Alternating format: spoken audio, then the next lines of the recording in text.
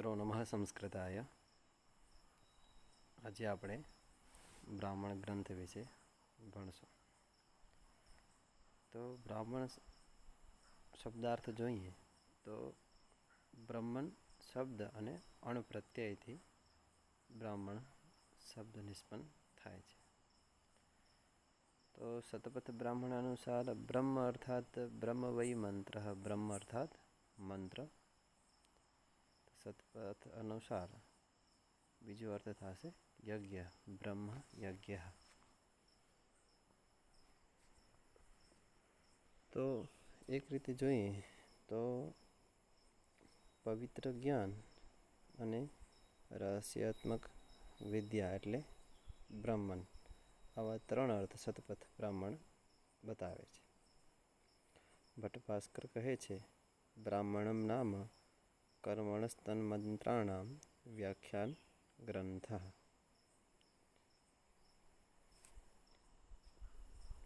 કર્મકાંડ અને મંત્રોના વ્યાખ્યાન ગ્રંથોને બ્રાહ્મણ કહેવાય છે. તો વાચસ્પતિ મિશ્ર કહે છે કે નૈરુક્ત્યમ યત્ર મંત્રસ્ય વિનિયોગ પ્રયોજનમ પ્રતિષ્ઠાનમ વિધિશ્ચૈવ બ્રાહ્મણમ તદિહોચ્યતે. તો બ્રાહ્મણ ગ્રંથ તેને કહેવાય જેમાં નિર્વચન અર્થાત નિરુક્તિ, મંત્રોનો વિવિધ યજ્ઞોમાં વિનિયોગ, પ્રયોજન, પ્રતિષ્ઠાન, અર્થવાદ અને વિધિનો વર્ણન જેમાં હોય તેને બ્રાહ્મણ કહેવાય. તો ગ્રંથ અર્થમાં જો જોઈએ તો બ્રાહ્મણ શબ્દ નપુંસકલિંગમાં વપરાશે. તો સૌ પ્રથમ વાર બ્રાહ્મણ શબ્દ તૈત્તિરીય સંહિતામાં પ્રાપ્ત થાય છે. મુખ્ય વિષય યજ્ઞ ક્યારે અને ક્યાં કરવો, યજ્ઞનો અધિકારી કોણ, તેના માટે આવશ્યક સાધન સામગ્રી વગેરે વગેરે તેમાં વર્ણિત છે. અહીં મંત્રદ્રષ્ટા અને ઋષિ તથા બ્રાહ્મણ ગ્રંથના રચયિતાને આચાર્ય કહેવામાં આવે છે. પ્રતિપાદ્ય વિષય જોઈએ તો મુખ્ય પ્રતિપાદ્ય વિષય યજ્ઞ તથા યજ્ઞ પ્રક્રિયાનું સર્વાંગીણ વિવેચન. વાચસ્પતિ મિશ્રે 4 પ્રયોજનો બતાવ્યા છે. નિર્વચન, શબ્દોની નિરુક્તિ બતાવી, શબ્દોની ઉત્પત્તિ અથવા તેના શબ્દાર્થો, તે વસ્તુનું નામ કેવી રીતે પડ્યું અથવા તેની ધાતુ કઈ છે તે વગેરે જાણકારી આપે જે શબ્દોનું નિર્વચન કરે છે તે. ત્યારબાદ વિનિયોગ, યજ્ઞની કઈ વિધિમાં કયો મંત્રનો પાઠ પૂર્ણ કરવામાં આવશે તેનું સંપૂર્ણ વિવરણ આપણે વિનિયોગમાં જોઈએ છીએ તો તે વિનિયોગ. પછી પ્રતિષ્ઠાન, યજ્ઞની વિધિની પ્રશંસા અથવા નિંદા કરીને ભાવ અભાવાત્મક 2 રીતે તે યજ્ઞની વિધિને બતાવી. ત્યારબાદ આવશે વિધિ, યજ્ઞ તથા તેના કાર્યોનો વિસ્તૃત વર્ણન તે વિધિમાં આવશે. મીમાંસા દર્શનમાં સબર સ્વામી પોતાના ભાષ્યમાં બ્રાહ્મણના 10 વિષયો બતાવે છે. હેતુ નિર્વચનમ નિંદા, પ્રશંસા સંશયો વિધિ, પરક્રિયા પુરાકલ્પો, વ્યવધારણ કલ્પના, ઉપમાનમ દશૈતે તુ વિધયો બ્રાહ્મણસ્ય વૈ. એક હેતુ, તો યજ્ઞમાં કોઈ કાર્ય શું કામ કરવામાં આવે છે તેનું કારણ બતાવો તે હેતુ. કારણ કે કોઈક ને કોઈક કાર્યનો કંઈક ને કંઈક હેતુ હોય છે.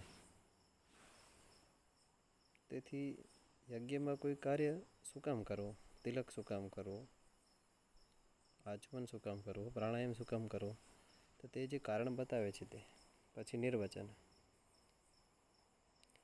તો શબ્દોની નિરુક્તિ બતાવી. યથા નદ છે તો નદનો અર્થ શું થશે, શબ્દ કરવું તેવી રીતે. પછી નિંદા, તો યજ્ઞમાં નિષિદ્ધ કર્મોની નિંદા કરવી. યજ્ઞમાં શું શું કાર્ય અશોભનીય છે, અકરણીય છે તેનું નિર્વચન કરવું. ત્યારબાદ પ્રશંસા, યજ્ઞમાં વિહિત કાર્યોની પ્રશંસા કરવી. કયા કયા કાર્યો થવા જોઈએ તે બધા કાર્યોની અહીંયા પ્રશંસા થશે. ત્યારબાદ સંશય, તો યજ્ઞ વિષયમાં સંશય થાય કે આ યજ્ઞમાં આમ ન થાય, આમ થશે, તો આવું કોઈ પણ આપણને સંશય થાય તો તેનું નિવારણ કરવું. પછી વિધિ, તો યજ્ઞના જે ક્રિયાકલાપ છે તેનું વિશદ નિરૂપણ, વિસ્તૃત નિરૂપણ. પછી છે પરક્રિયા, તો પરક્રિયા અર્થાત પરોપકાર. યજ્ઞ મારફતે પણ અનેક પરોપકાર થતા હોય છે. તો અત્રે આપણે જોઈએ કે તળાવ નિર્માણ આદિ, કૂપ નિર્માણ આદિ, કૂપ અને તળાવ, કૂવા અને તળાવ બનાવવા વગેરે. પુરાકલ્પ, પ્રાચીન ઘટનાનું નિરૂપણ. પ્રાચીન ઘટના એવા ઉદાહરણો આપવા કે જે યજ્ઞ વિધિના સમર્થન કરતા હોય તે. પછી વ્યવધારણ કલ્પના, તો પરિસ્થિતિ અનુસાર કાર્યની વ્યવસ્થા કરવી. પછી ઉપમાન, કોઈ ઉપમા કે ઉદાહરણ આપી વિશેની પુષ્ટિ કરવી. તો આપણે આ તેની વિષય વસ્તુ જોઈ. પછી તેના કાલ, પણ કાલ વિશે આપણને ભણવામાં બહુ આવતું નથી. તેની ભાષા શૈલી તેની પણ બહુ વેદોની નજીકની જ હોય છે. ત્યારબાદ વિશેષમાં આપણે તેમના રચનાકાળ, તો રચનાકાળમાં કાંઈ પ્રશ્ન પૂછાતા હોતા નથી, તો બ્રાહ્મણ ગ્રંથોના રચનાકાળ વિશે ભણવાની આવશ્યકતા નથી. હવે આપણે બ્રાહ્મણ ગ્રંથો જોઈએ, કયા વેદનો કયો ગ્રંથ છે અને તેની વિષય વસ્તુ તે આપણે જોઈએ. સૌપ્રથમ છે ઋગ્વેદના બ્રાહ્મણ ગ્રંથો. તો સૌપ્રથમ છે ઐતરેય બ્રાહ્મણ. બે જ છે, ઐતરેય અને કૌશિતકી. એમાંથી સૌપ્રથમ આપણે ઐતરેય બ્રાહ્મણ જોઈએ. તો તે ઋગ્વેદનું પ્રધાન બ્રાહ્મણ છે, જેના કરતાં ઐતરેય મહીદાસ છે. ઐતરેય બ્રાહ્મણમાં 40 અધ્યાય, 8 પંચિકા. પંચિકા એટલે જેમાં 5 અધ્યાય એવા, તો એક પંચિકામાં 5 અધ્યાય હોય એવી 8 પંચિકા એટલે 40 અધ્યાય અને 285 કંડિકાઓ છે.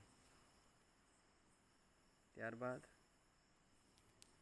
તેની વિષય વસ્તુ આપણે જોઈએ. પ્રશ્ન ઘણી વખત પૂછાતા હોય છે કે આ અધ્યાયમાં શેનું વર્ણન છે, શેનું નહીં. તો આપણે જોઈએ તો 1 થી 16 અધ્યાય એમાં અગ્નિષ્ટોમ યાગનો નિરૂપણ છે. 17 થી 18 અધ્યાયમાં 360 દિવસ ચાલનાર ગવામયન સત્રનો વિચાર છે. 19 થી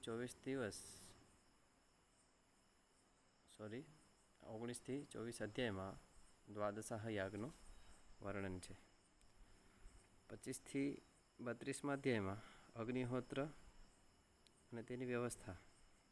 33 થી 40 અધ્યાય રાજ્યાભિષેક વિધિનું વર્ણન છે.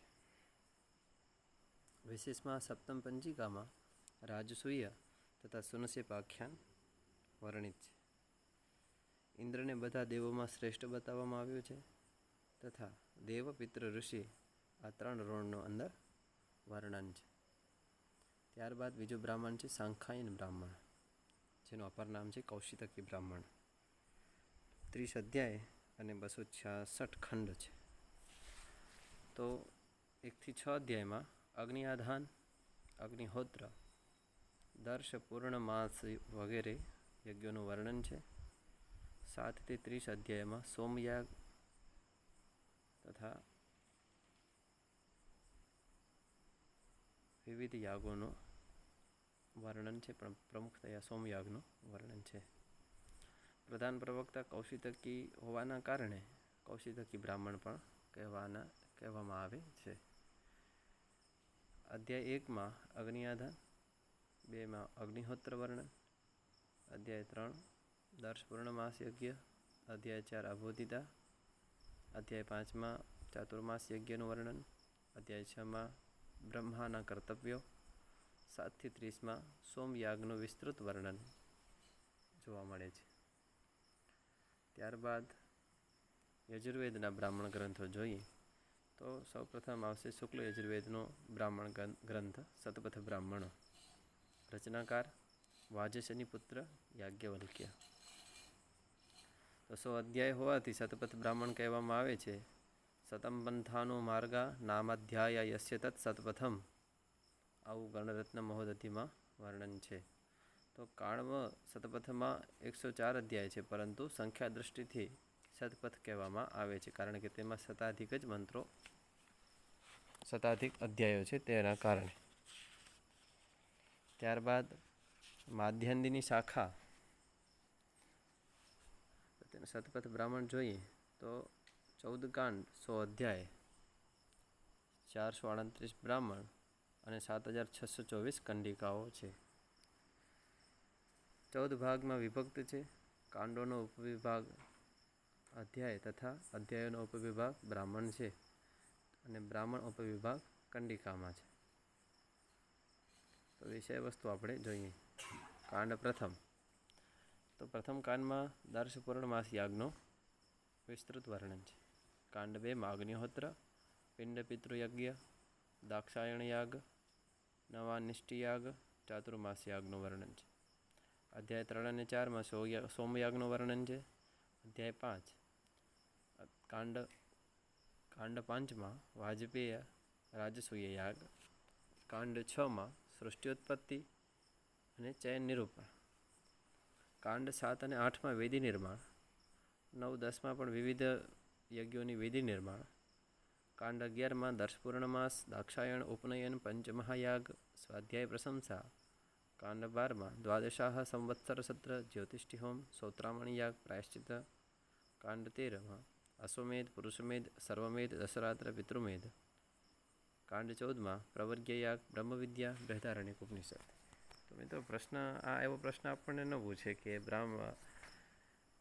શતપથ બ્રાહ્મણમાં કયા કાંડમાં દર્શપુરુષ માણસનો વર્ણન છે, કારણ કે એવો પ્રશ્ન પૂછે તો એને ઓપ્શન પણ બહુ ક્લિયર દેવા પડે. જેવી રીતે જોઈએ તો કાંડ 1માં પણ દર્શ પૂર્ણમાસ યાગનું વર્ણન છે. કાંડ 11માં પણ છે. તો બે જગ્યાએ છે, તો આવો પ્રશ્ન કોઈ બની ન શકે બને ત્યાં સુધી.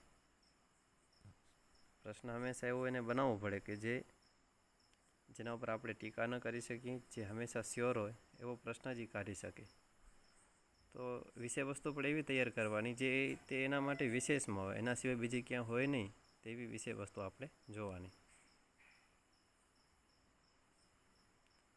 ત્યારબાદ શુક્લ યજુર્વેદની કાણ શાખા બ્રાહ્મણ ગ્રંથ આપણે જોઈએ. તો કાંડ 17 છે, અધ્યાય 104, બ્રાહ્મણ 435 અને કંડિકાઓ 6806. તો પ્રથમ કાંડમાં અગ્નિહોત્ર, ચાતુર્માસ્ય, નવાન્ન, ઇષ્ટિ વગેરે. કાંડ 2માં દર્શ અને પૂર્ણમાસ યાગ. અધ્યાય 3 અગ્નિહોત્ર તથા દર્શ પૂર્ણમાસ યાગોનો અર્થવાદ. કાંડ 4 અને 5માં સોમયાગ.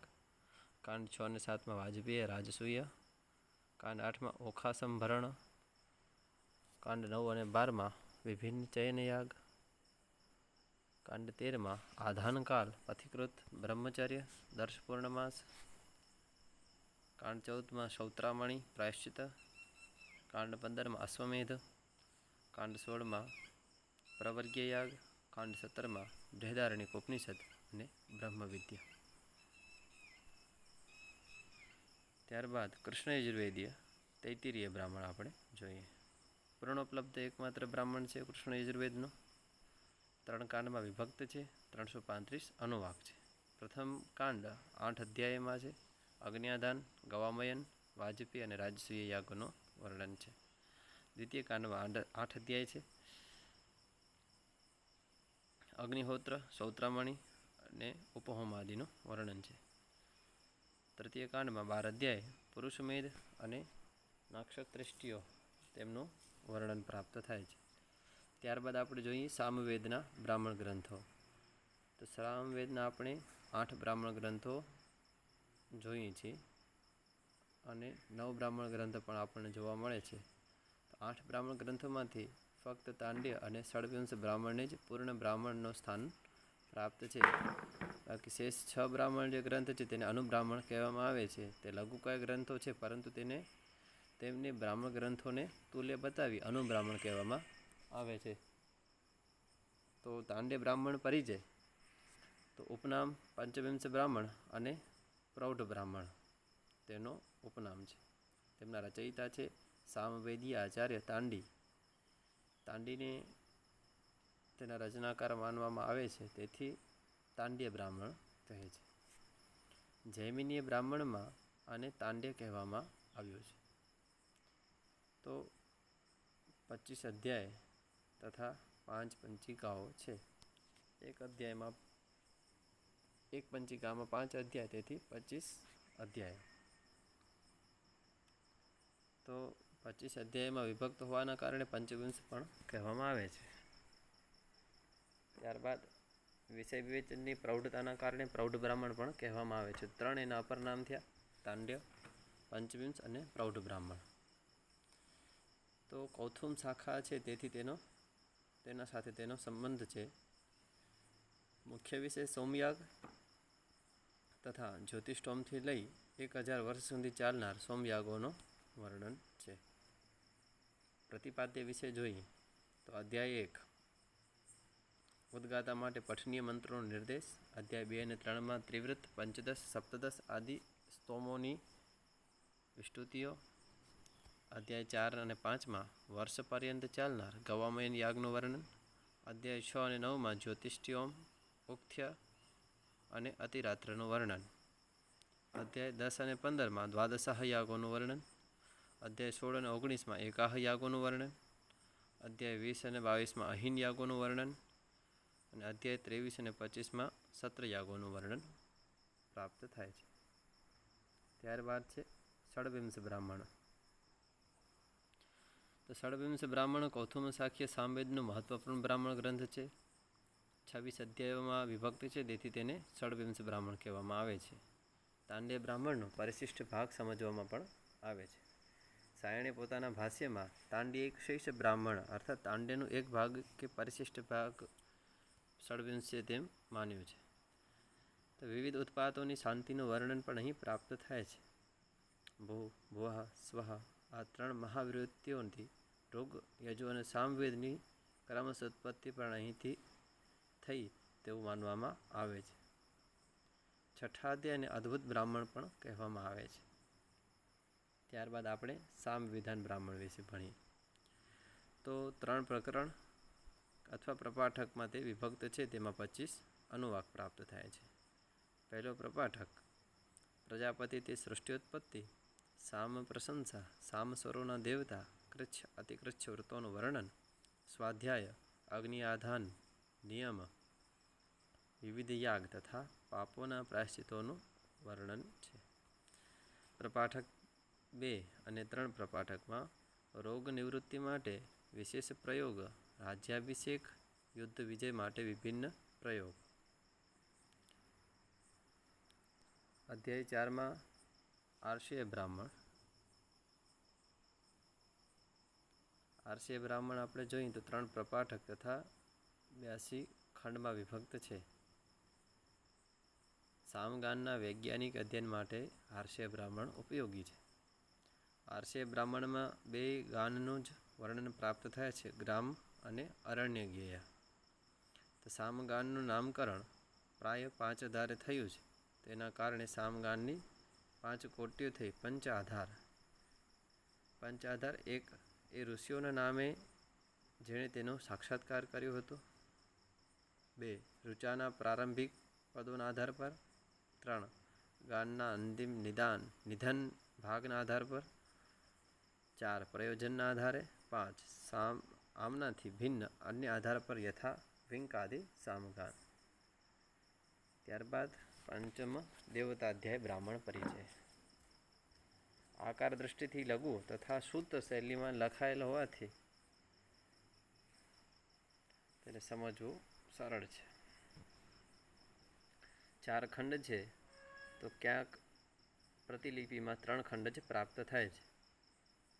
પ્રથમ ખંડમાં સામ સંબંધિત વિવિધ દેવતાઓનું વર્ણન. ખંડ 2માં છંદોના દેવતાઓના વિશેષ વર્ણન. ખંડ 3માં સામવેદીય છંદોના નામની નિરુક્તિ. અને ખંડ 4માં ગાયત્રીનો વર્ણન છે. ત્યારબાદ ઉપનિષદ બ્રાહ્મણ પરિચય. ઉપનિષદ બ્રાહ્મણનું અપર નામ છાંદોગ્ય બ્રાહ્મણ છે. તેમાં 10 પ્રપાઠક છે. પ્રથમ 2 પ્રપાઠકને મંત્ર બ્રાહ્મણ કે મંત્ર પર્વ કહેવામાં આવે છે. પ્રથમ પ્રપાઠકમાં સંસ્કાર પ્રકરણ છે. દ્વિતીય પ્રપાઠકમાં ભૂતબલી, પિંડદાન, દર્શ પૂર્ણમાસના મંત્રો છે. છાંદોગ્ય બ્રાહ્મણ પર મુખ્ય 2 વ્યાખ્યાઓ પ્રાપ્ત છે. એક ગુણ વિષ્ણુકૃત છાંદોગ્ય મંત્ર ભાષ્ય અને 2 સાયણકૃત વેદાર્થ પ્રકાશ. ત્યારબાદ છાંદોગ્ય ઉપનિષદ બ્રાહ્મણ પરિચય. છાંદોગ્ય બ્રાહ્મણના શેષ 8 પ્રપાઠક છાંદોગ્ય ઉપનિષદ છે. કૌથુમ શાખાથી સંબંધિત છે. શંકરાચાર્યએ ભાષ્ય લખ્યું તેથી તેનું મહત્ત્વ વધી ગયું. પહેલાંથી તે મહત્ત્વ તેનું હતું જ, પણ શંકરાચાર્ય તેના પર ભાષ્ય લખ્યું જેથી તેનું મહત્ત્વ વિશેષ થયું. ત્યારબાદ સંહિતોપનિષદ બ્રાહ્મણ 5 ખંડ છે જે સૂત્રોમાં વિભક્ત થયેલ છે. ખંડ 1 3 ગાન સંહિતાનો વિસ્તૃત વર્ણન છે. દેવહૂ સંહિતા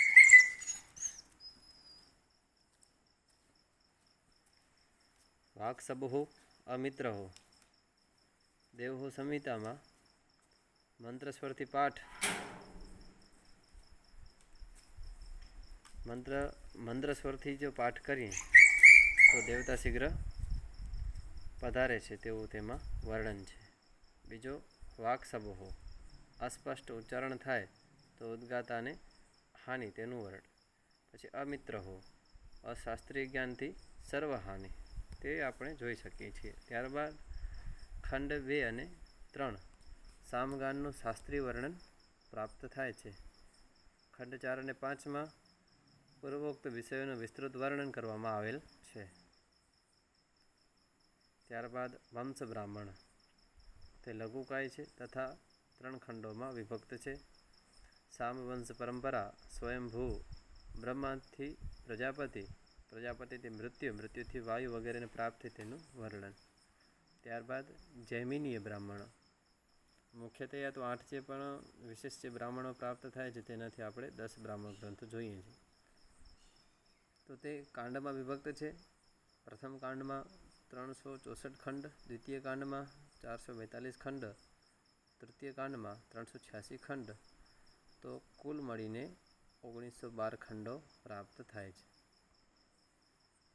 કાંડ 1માં વિષય વસ્તુ જોઈએ તો અગ્નિહોત્રના 2 ભેદ, નિત્ય કામ્ય કર્મોનું વર્ણન. કાંડ 2માં 1 દિવસથી 12 દિવસ સુધી ચાલવાવાળા યજ્ઞોનું વર્ણન. કાંડ 3માં ભૌગોલિક તથ્યોનું વર્ણન છે. વિશેષમાં જોઈએ તો ગાયત્રીની મહિમા અને ઓમકારનું મહત્ત્વ આપણે અહીંયા જોઈએ છીએ. ત્યારબાદ આપણે જોઈએ તો અંતિમ અથર્વવેદીય બ્રાહ્મણ ગ્રંથ.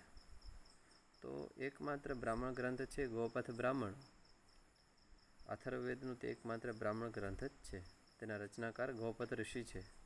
તેનું વિભાજન પૂર્વ ગોપથ અને ઉત્તર ગોપથ 2 રીતે થયેલ છે. પૂર્વ ગોપથમાં 5 પ્રપાઠક અથવા અધ્યાય અને 135 કંડિકા, અને ઉત્તર ગોપથમાં 6 પ્રપાઠક અથવા અધ્યાય અને 123 કંડિકા. તો જોઈએ તો ટોટલ 2 વિભાગ, ટોટલ 11 પ્રપાઠક અને 285 કંડિકાઓ પ્રાપ્ત થાય છે. ત્યારબાદ પૂર્વ ભાગ જોઈએ વિષય વસ્તુ. તો પ્રથમ પ્રપાઠકમાં સૃષ્ટિઉત્પત્તિ, પ્રપાઠક 2માં બ્રહ્મચારીના કર્તવ્યો, પ્રપાઠક 3માં બ્રહ્માનું મહત્વ, અગ્નિહોત્ર અને અગ્નિષ્ટોમની વ્યાખ્યા, પ્રપાઠક 4માં આધ્યાત્મિક વસ્તુઓનું વિવરણ, પ્રપાઠક 5માં સંવત્સર સત્ર, અંગિરસની ઉત્પત્તિ વગેરે પ્રાપ્ત થાય છે. ત્યારબાદ ઉત્તર ભાગ. તો ઉત્તર ભાગમાં જોઈએ તો પ્રથમ પ્રપાઠક બ્રહ્માનું આસન, દર્શ પૂર્ણમાસ યાગનું વર્ણન, પ્રપાઠક 2માં સોમયાગ, પ્રાયશ્ચિત યાગોનું વર્ણન, પ્રપાઠક 3માં વષટકાર, પ્રપાઠક 4માં એકાહ યજ્ઞ, ષોડશી યાગનું વર્ણન, પ્રપાઠક 5 અતિરાત્ર અહિન યજ્ઞ, વાજપેય યજ્ઞનું વર્ણન, પ્રપાઠક 6માં સળહ યજ્ઞ, કુંતાપ સૂક્ત વગેરે પ્રાપ્ત થાય છે. વિશેષમાં જોઈએ તો ત્રણ ઋણોનું વર્ણન, દેવ ઋષિ અને પિતૃ જે ત્રણ મુખ્ય ઋણ છે તેનું વર્ણન. ત્યારબાદ 21 પ્રકારના જે યજ્ઞ છે, 7 સૂત્ય, 7 પાક અને 7 હવિર યાગોનું વર્ણન. તો આવી રીતે આપણે બ્રાહ્મણ ગ્રંથોનો પરિચય જોયો. તો વિશેષમાં તો આપણે જે ભણ્યા તેમાંથી પ્રશ્નો પૂછાઈ જતા હોય છે. બસ આપણે આને વિષય વસ્તુને તૈયાર કરવાની છે, કંઠસ્થ કરવાની છે. જો કંઠસ્થ હશે તો પરીક્ષામાં આનાથી વારે બહુ ઓછા પ્રશ્નો પૂછાશે તેવી આશા છે.